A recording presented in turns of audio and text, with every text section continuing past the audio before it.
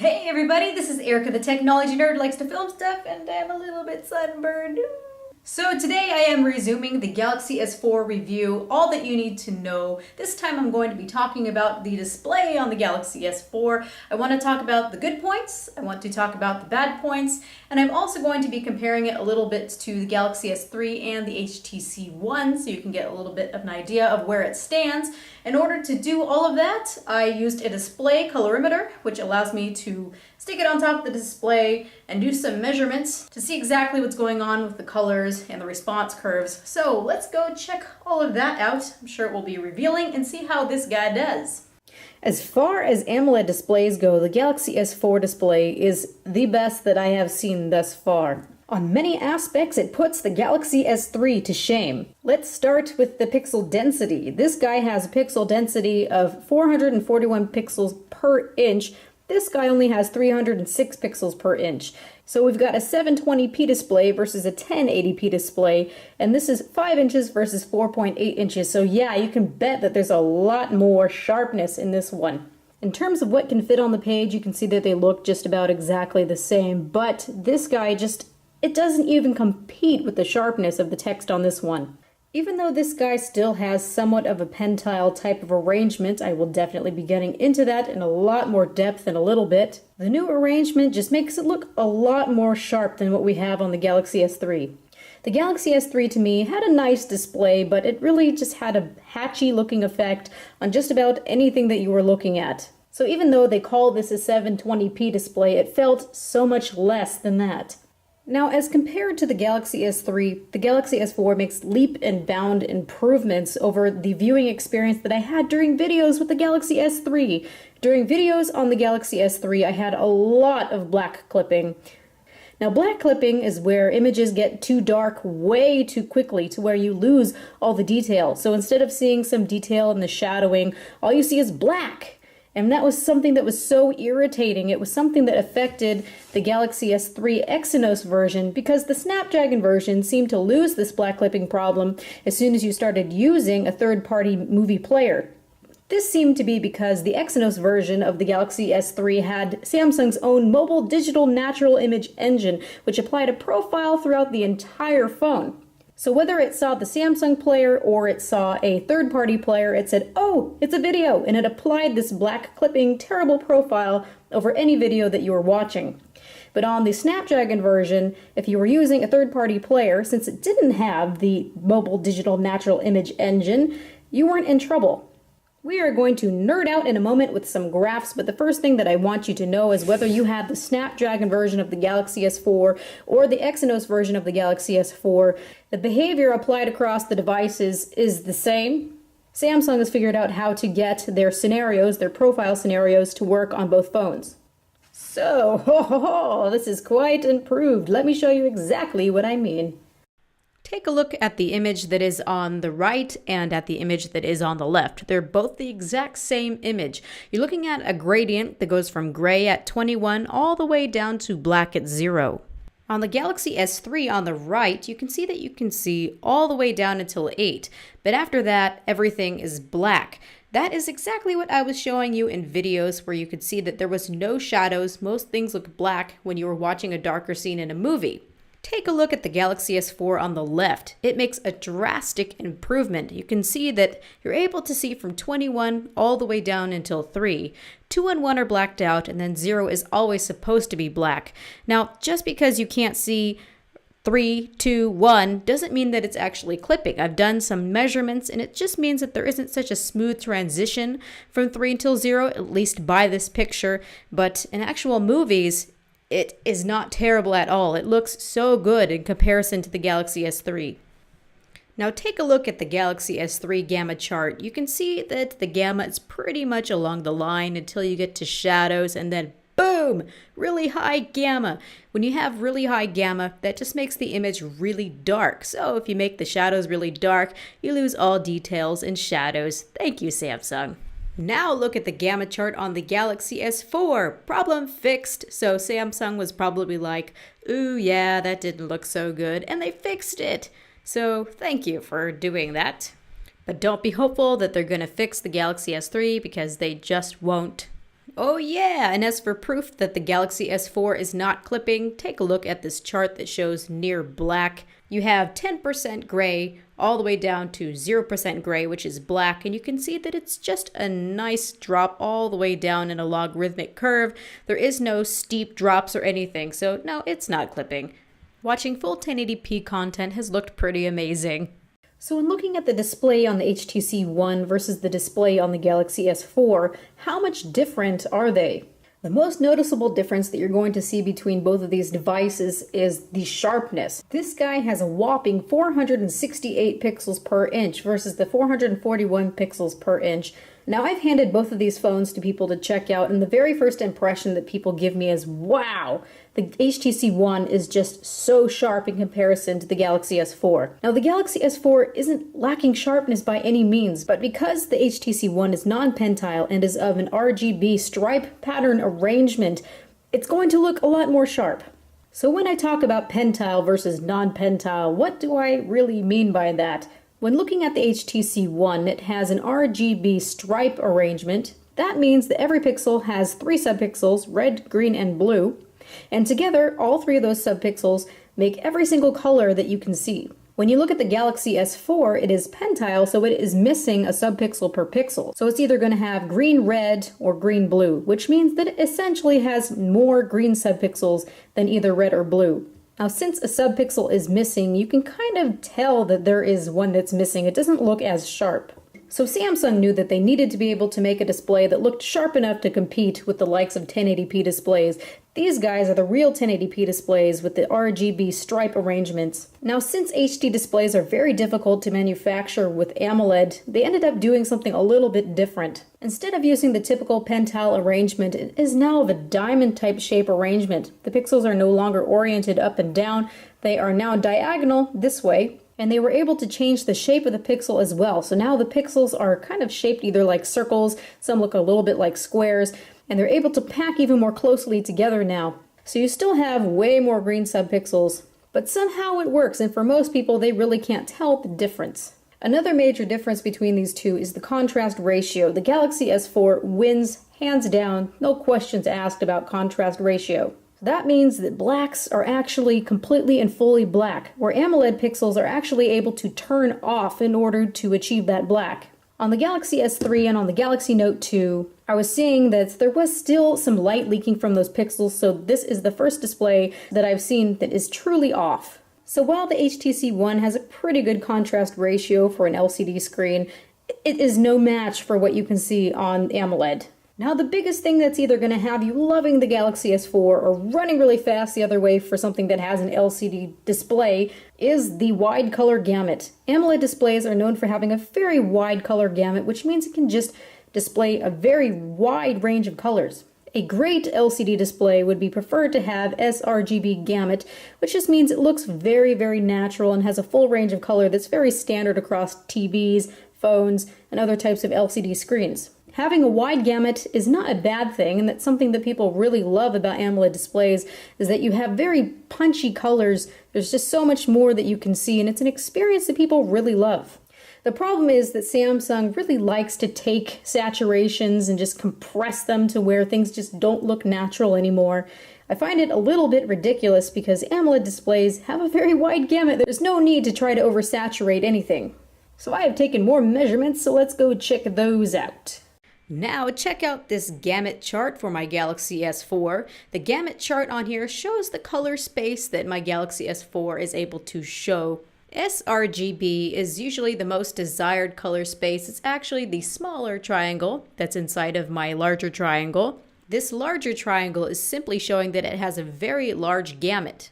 All of these little dots show the saturations of the colors. When they are evenly spaced, it means that there is no oversaturation or undersaturation. In this case, there's just a slight bit of oversaturation, but it is not as bad as the Galaxy S3 was. As you can see here, the Galaxy S3 was an oversaturation fest. So I am quite happy with the improvements here. And here we have the gamut of the HTC One. You can see that the gamut is pretty much filling the entire triangle, so yay, it's sRGB.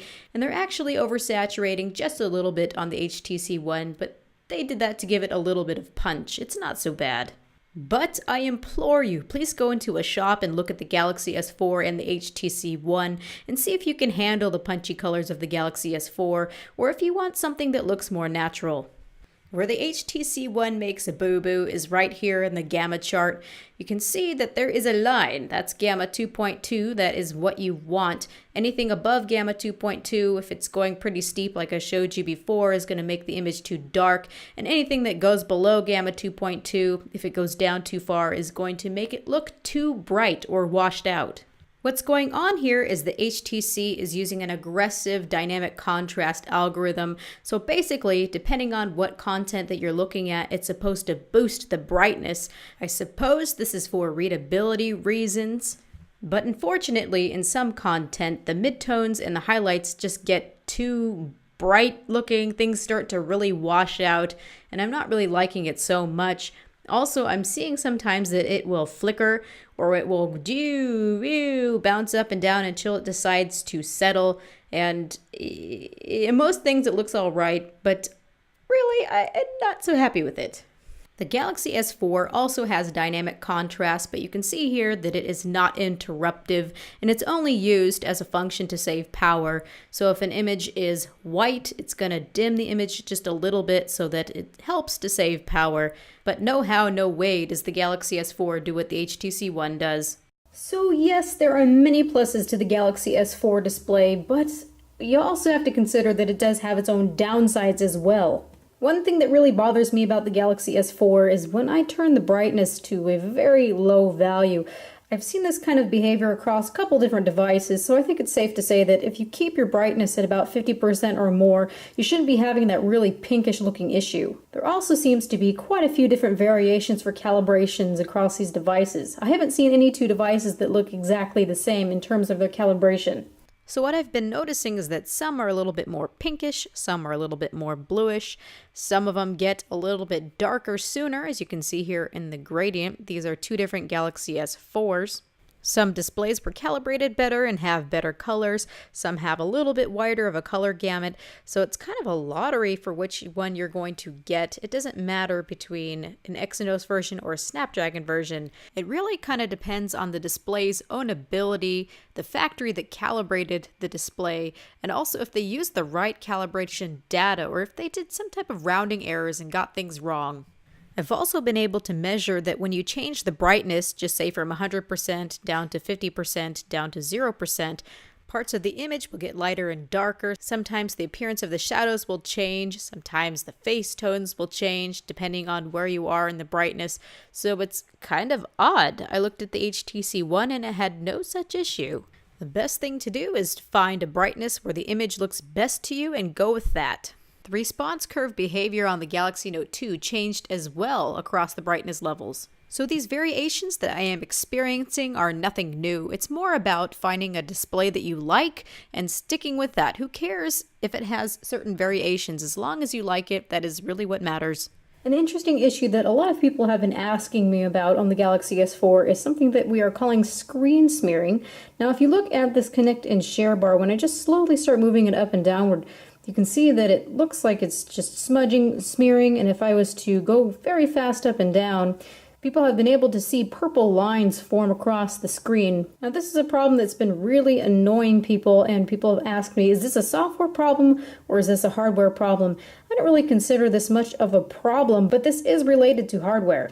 What Samsung has done with the Galaxy S4 is actually take anything that's black, and it's actually black, meaning that the pixels are truly off. What you're actually seeing with that screen smearing is a bit of a latency, where the pixels are not turning on quite fast enough. Keep in mind that this is a 1080p display and that there are a lot of pixels to drive, so I'm sure that the resolution of this display has a lot to do with this bit of latency. Samsung did release an update, and no, they didn't exactly fix it, but what they did was they took black and they actually turned it on a little bit. Red they turned on a little bit to 8, green they turned on to 8, and blue they turned on to 8. So it still looks very, very, very dark, almost black, but it's been helping a little bit with that smearing. The pixels aren't actually off, so that latency for startup isn't a problem. Another thing that people are noticing and are getting pretty annoyed with is the dynamic contrast. So yes, this phone has dynamic contrast. The HTC One also has dynamic contrast, and it's something that you can't disable. The most annoying thing that people have been noticing though is when they go into something that's white,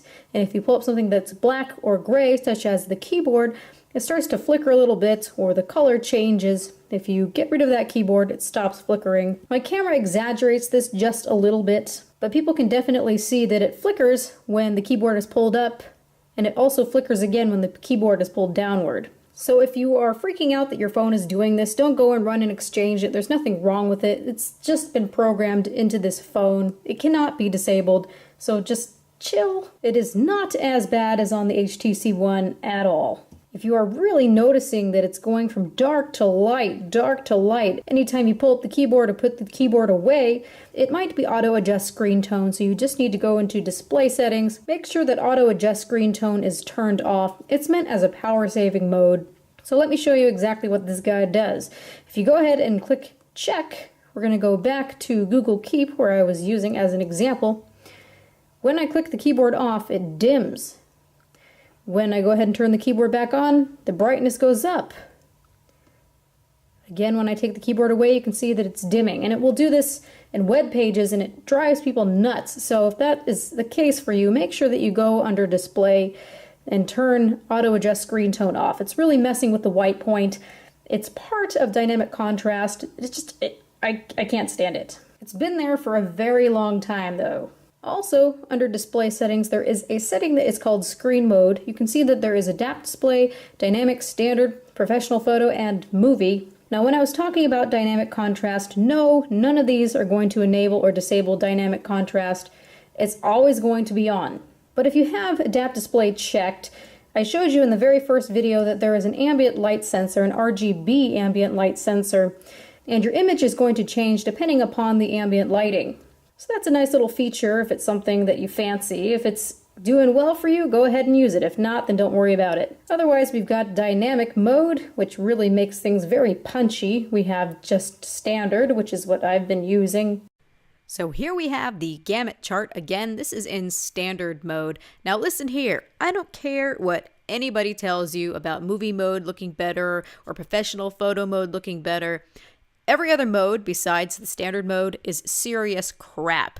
This one is oversaturating just a tiny bit. Maybe the white point is just slightly blue, but any other mode, the colors are so wrong that it's just not okay.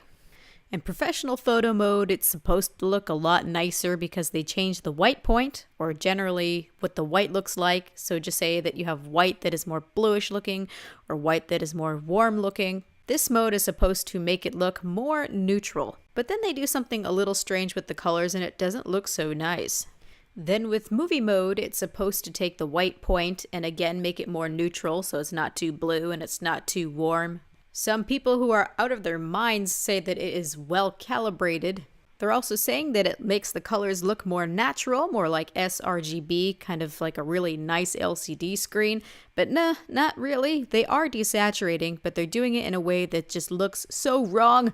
Look at cyan. It's not, what? It's like there's no cyan color at all. Look at magenta. It's just completely deviating. As the shade is changing, the saturation is changing, and it's becoming an entirely different color other than magenta. It's just so wrong. It looks like bleeding eyeballs. But hey, play around with it. No one's gonna stop you. Tell me what you think. I also must say that I looked at the Exynos version as well, and the processing is very similar, so don't make an argument between, oh, it's different from Exynos to Snapdragon, because it's not.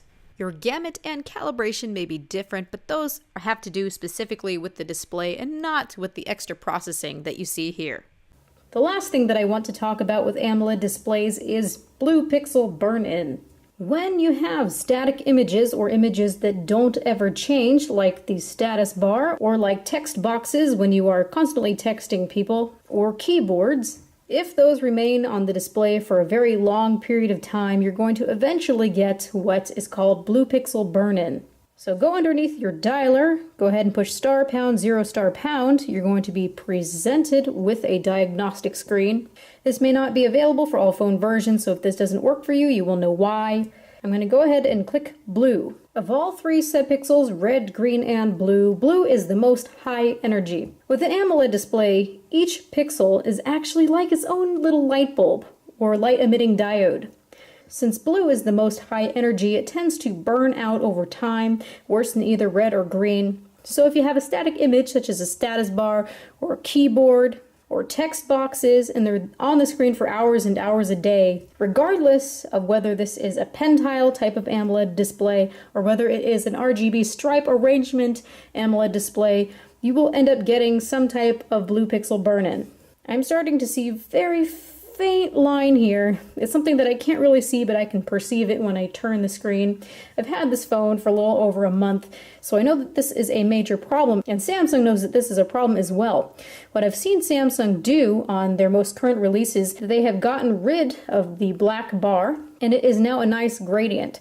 So it goes from whatever color it is, downward, downward, downward, all the way down to black. So hopefully that's going to help with the blue pixel burn-in. But on my Galaxy Note 2, I killed the poor thing. I have to show you this. This is my Note 2 after 6 months. I can see clearly that there are lines that have been burned into the display by the text box and probably from the keyboard. It looks terrible. When I play games, I can actually see these lines, so it's something that actually affects the whole usage of the phone. If you are an avid and heavy user of your phone, especially with texting, I would recommend getting something with an LCD display because this is going to happen on the S4 as well. So how about in direct sunlight? How does this display perform? I am actually emulating right now sunlight using my very bright bulbs that are of a sunlight color. This display does pretty well outside. I don't have any trouble seeing the display. I do notice that the HTC One is a little bit easier to read in direct sunlight, but this really does just fine. So thank you everybody for watching. This has been Erica, the technology nerd who likes to film stuff. Please rate, comment, and subscribe. Please stay tuned for part 3. That's going to be all about the processors. I'm going to compare the Snapdragon and the Exynos version of the Galaxy S4 and talk about the experiences between both of them. So please check out my website, angeloftech.com. There's a forum there that you can go and ask questions. I also will be giving updates as my review is unfolding. I hope what I have showed you today is both informative and useful and can help you ultimately decide if this is the phone for you. Have a good night.